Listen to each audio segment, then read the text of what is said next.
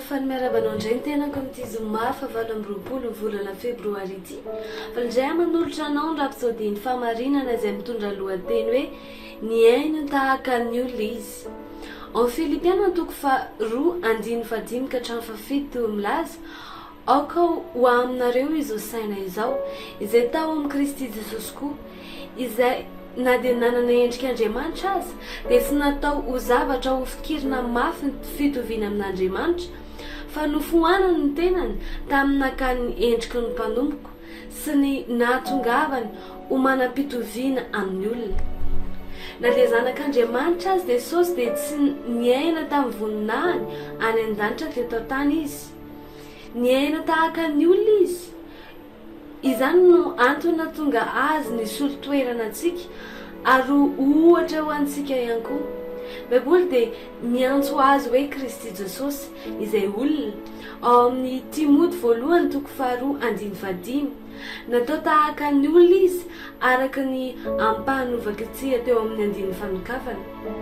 Izany no antony tonga azy nalaim-panahy vakio ao amin'ny Mateo 4:1 ka hatramin'ny 12, Marka 1:12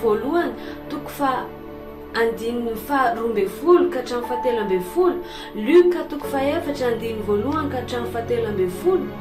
Amin'ny maha-olona azy dia azo nataony ny lefitra tamin'ny fakapanahy.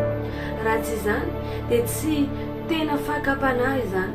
Hoy ny Hebreo 4:15 hoe fa isika tsy manana mpisorona be izay tsy mahay miara-mitondra ny fahalementsika fa izay efa nalaim-panahy tamin'ny zavatra rehetra tahaka antsika kanefa tsy nanana ota.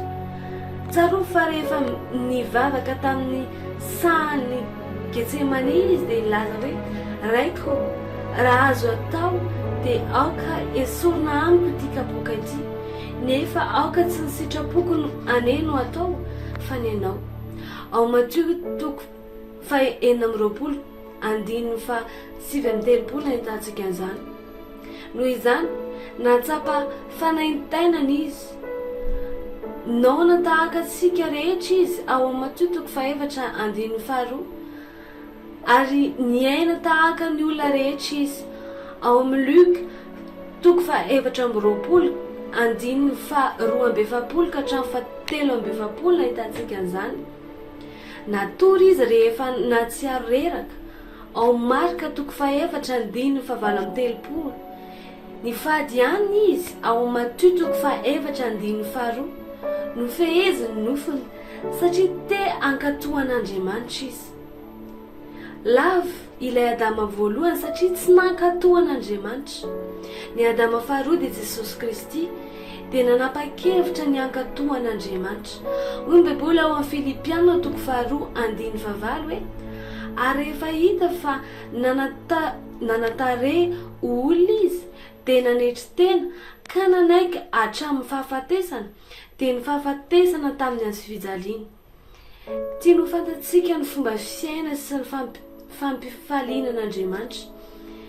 Izy no ohatra ho antsika. Naneho momba ny fiainan'Andriamanitra tamintsika izy. Ankehitriny dia afaka miaina tahaka azy sika amin'ny fahamarinana, amin'ny fanapahana ambony toe-javatra rehetra ary amin'ny fiondrehana tanteraka ny sitrapony indray.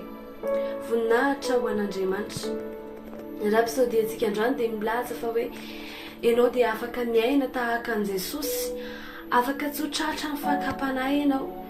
Jesosy dia tahaka antsika ihany fa niaina izy nankatohan'Andriamanitra.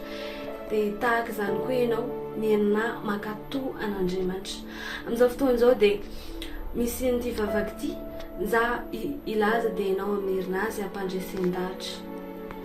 Riray malalo misaotra noho ny amin'ny fahafahako miaina amin'ny fanapahana ambony toe-javatra rehetra. Tsy mandeha araka ny toe-tanjonao amin'ny fotoana rehetra. Noho ny amin'ny herin'ny fanamasina dia miaina tahaka an' Jesosy aho. Mandeha amin'ny fahamarinana, mampifaly anao amin'ny zavatra rehetra amin'ny anaran'i Jesosy